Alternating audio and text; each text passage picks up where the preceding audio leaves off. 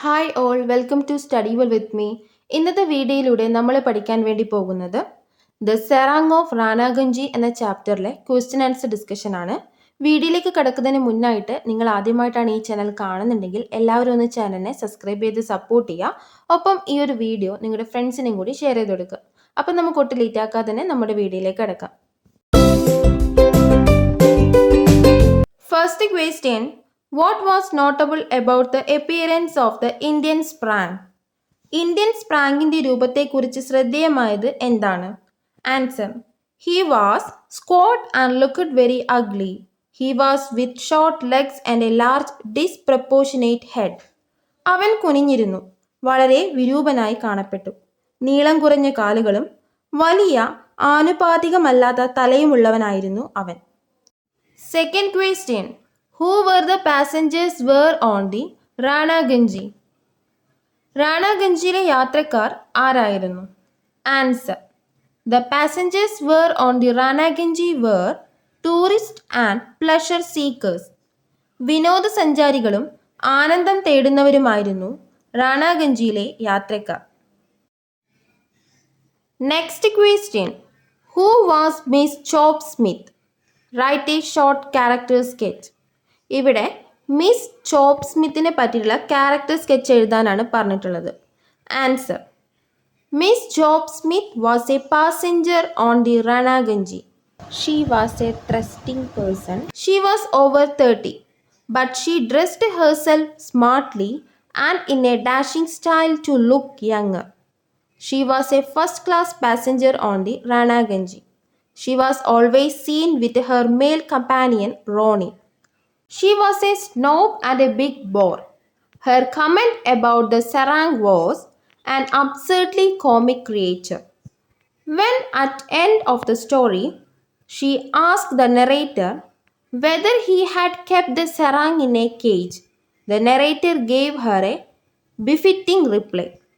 He said that he had kept the sarang in a cage, but all the animals were outside. He meant that she was an animal with her rude remark about people and her showing of nature. Miss Job Smith റാനാഗഞ്ചിയിലെ ഒരു യാത്രക്കാരിയായിരുന്നു. അവൾ ഞെരുങ്ങുന്ന വ്യക്തിത്വമായിരുന്നു. അവൾക്ക് 30 വയസ്സിന് മുകളിലായിരുന്നു. പക്ഷേ അവൾ സ്വയം മിടുക്കിയും ചെറുപ്പവുമായി തോന്നാൻ തകർപ്പൻ ശൈലിയും വസ്ത്രവും ധരിച്ചു. അവൾ റാനാഗഞ്ചിയിലെ 1-ാം ക്ലാസ് യാത്രക്കാരിയായിരുന്നു. അവളുടെ പുരുഷ സഹയാത്രികനായ റോണിയോടൊപ്പമാണ് അവളെ എപ്പോഴും കണ്ടിരുന്നത്. അവൾ ഒരു മൂർച്ചയുള്ളവളും വലിയ ബോറുമായിരുന്നു.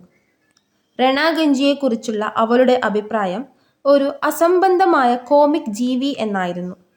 കഥയുടെ അവസാനത്തിൽ സെറാങ്ങിനെ കൂട്ടിൽ സൂക്ഷിച്ചിരുന്നോ എന്നവൾ ആഖ്യാതാവിനോട് ചോദിച്ചപ്പോൾ ആഖ്യാതാവ് അവൾക്ക് ഉചിതമായ മറുപടി നൽകി. സെറാങ്ങിനെ കൂട്ടിൽ സൂക്ഷിച്ചിട്ടുണ്ടെന്നും എന്നാൽ മൃഗങ്ങളെല്ലാം പുറത്താണെന്നും അദ്ദേഹം പറഞ്ഞു.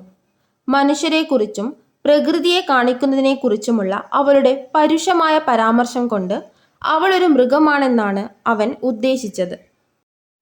Next question, what was the condition of the seamen who were brought by the serang to doctor Cronin? Doctor ക്രോണിൻ്റെ അടുത്തേക്ക് സെറാങ് കൊണ്ടുവന്ന നാവികരുടെ അവസ്ഥ എന്തായിരുന്നു? Answer, the seamen did not look well. They complained of general illness, strong headache and severe bone pains. They looked frightened as the doctor began to examine them. Both had fever. Their tongues were covered with thick sputum. They had dry skin, which is nature's gravest warming. The doctor then discovered hard little nodules under the wrist skin of each man.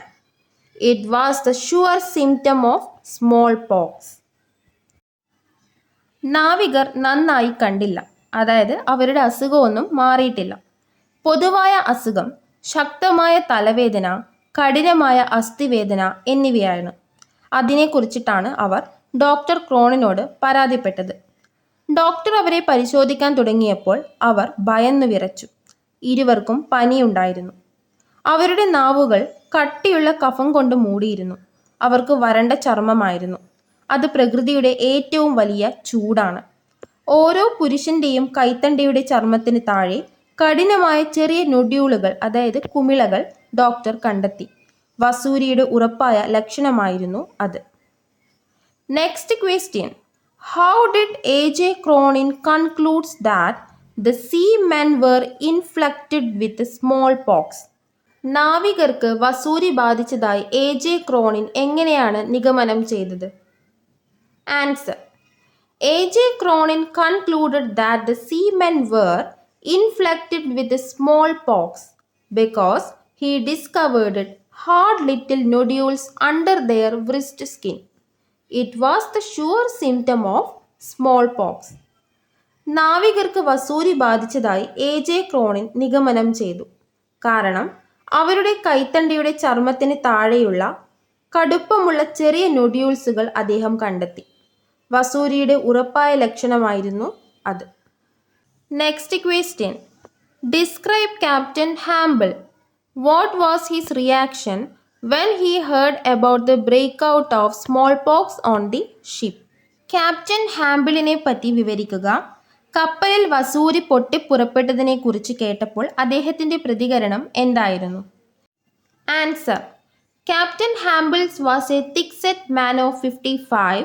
He was known as a strict disciplinarian. When the doctor told him that 2 of the deckhands had smallpox, Captain Hamble's lips drew tightly together, showing his tension. He was also a just and fair-minded officer. When he heard about the breakout of smallpox on the ship, he asked the doctor to do his best to keep the disease from spreading. Disease കാണിച്ച ചെറിയൊരു spelling mistake ഉണ്ട്. അവിടെ from എന്നാണ് വേണ്ടത്. He also wanted others not to know of the disease as passengers would then get panicky. Captain humble 55 വയസ്സുള്ള ആളായിരുന്നു. കർശനമായ അച്ചടക്കക്കാരനായിട്ടാണ് അദ്ദേഹം അറിയപ്പെട്ടിരുന്നത്. 2 ഡെക്ക് ഹാൻഡുകൾക്ക് വസൂരി ഉണ്ടെന്ന് ഡോക്ടർ പറഞ്ഞപ്പോൾ ക്യാപ്റ്റൻ ഹാമ്പിളിൻ്റെ ചുണ്ടുകൾ അവൻ്റെ പിരിമുറുക്കം കാണിക്കുന്നു. നീതിബോധമുള്ള ഉദ്യോഗസ്ഥനായിരുന്നു അദ്ദേഹം.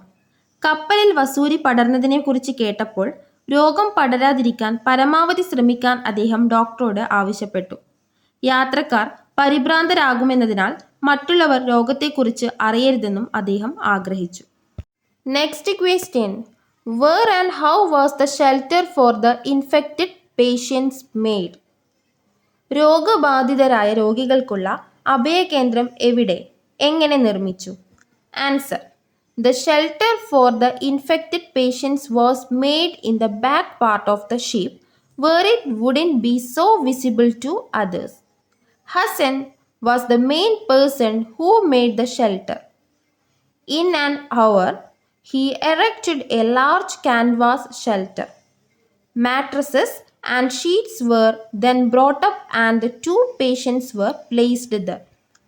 രോഗബാധിതരായ രോഗികൾക്കുള്ള ഷെൽട്ടർ കപ്പലിൻ്റെ പിൻഭാഗത്താണ് നിർമ്മിച്ചിട്ടുള്ളത്. അവിടെ അത് മറ്റുള്ളവർക്ക് ദൃശ്യമാകില്ല. ഹസനാണ് അഭയകേന്ദ്രം നിർമ്മിച്ച പ്രധാനി. 1 മണിക്കൂറിനുള്ളിൽ അദ്ദേഹം ഒരു വലിയ ക്യാൻവാസ് ഷെൽട്ടർ സ്ഥാപിച്ചു.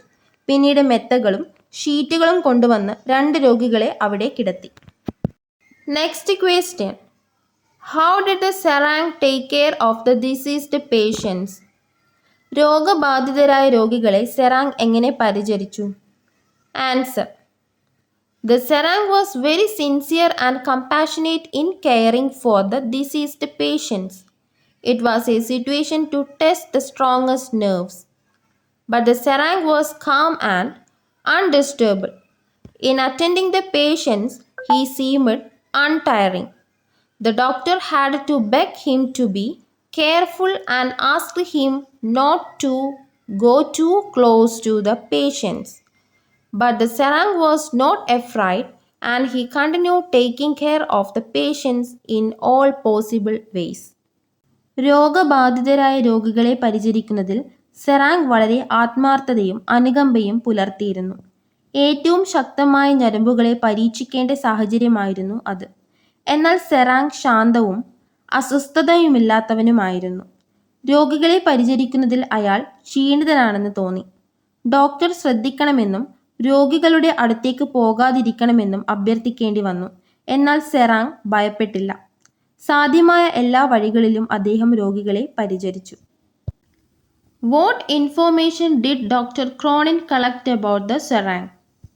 ഡോക്ടർ ക്രോണിൻ സെറാങ്ങിനെ കുറിച്ച് എന്ത് വിവരങ്ങളാണ് ശേഖരിച്ചത്? Answer: doctor Cronin I gathered some information about the Serang's past history. His name was Hassan. He was from the Punjab, but his parents had moved into South India. There, like many others in the coastal region, he had taken to the seafaring life for nearly 40 years. He had been traveling in the various oceans of the world. In the Ranaganji, he had spent 15 years. He had no place, no shore. He had no friends or family. He had never married. He was a Muslim. All his life he had acquired nothing, either money nor property. What he had was worth a few rupees and it was in the ship. Doctor Cronin ഞാൻ സെറാങ്ങിൻ്റെ മുൻകാല ചരിത്രത്തെക്കുറിച്ചുള്ള ചില വിവരങ്ങൾ ശേഖരിച്ചു. ഹസൻ എന്നായിരുന്നു അവൻ്റെ പേര്. പഞ്ചാബിൽ നിന്നുള്ള ആളായിരുന്നു. എന്നാൽ അവൻ്റെ മാതാപിതാക്കൾ ദക്ഷിണേന്ത്യയിലേക്ക് താമസം മാറിയിരുന്നു. തീരദേശത്തെ മറ്റു പലരെയും പോലെ അദ്ദേഹം കടൽ യാത്രാ ജീവിതത്തിലേക്ക് നയിച്ചു. ഏകദേശം 40 വർഷമായി അദ്ദേഹം ലോകത്തിൻ്റെ വിവിധ സമുദ്രങ്ങളിൽ സഞ്ചരിക്കുകയായിരുന്നു. രണാഗഞ്ചിയിൽ അദ്ദേഹം 15 വർഷം ചെലവഴിച്ചു. അവന് കരയിൽ സ്ഥലമില്ലായിരുന്നു. അവന് സുഹൃത്തുക്കളോ കുടുംബമോ ഉണ്ടായിരുന്നില്ല. അവനൊരിക്കലും വിവാഹം കഴിച്ചിരുന്നില്ല. അദ്ദേഹം ഒരു മുസ്ലിമായിരുന്നു. ജീവിതകാലം മുഴുവൻ അയാൾ പണമോ സ്വത്തോ ഒന്നും നേടിയിട്ടില്ല. അവൻ്റെ പക്കലുള്ളത് ഏതാനും രൂപ വിലയുള്ളതും കപ്പലിൽ ഉണ്ടായിരുന്നു. Next question. What was Hasan's attitude to life as explained to Cronin? Cronin വിശദീകരിച്ചതുപോലെ ജീവിതത്തോടുള്ള ഹസന്റെ മനോഭാവം എന്തായിരുന്നു? Hasan's thought money was of no use for someone who had all that he needed. He was quite happy with the way he was. He needed no extra money for his service. He had no respect for money and he despised it. He was never worried about tomorrow. തനിക്ക് ആവശ്യമുള്ളതെല്ലാമുള്ള ഒരാൾക്ക് പണം കൊണ്ട് പ്രയോജനമില്ലെന്ന് ഹസൻ കരുതി. അവൻ്റെ വഴിയിൽ അവൻ തികച്ചും സന്തുഷ്ടനായിരുന്നു. അവൻ്റെ സേവനത്തിന് അധിക പണം ആവശ്യമില്ല. അയാൾക്ക് പണത്തോട് ബഹുമാനമില്ലായിരുന്നു. അവൻ അതിനെ പുച്ഛിച്ചു. അവനൊരിക്കലും നാളെയെക്കുറിച്ച് ആകുലപ്പെട്ടിരുന്നില്ല.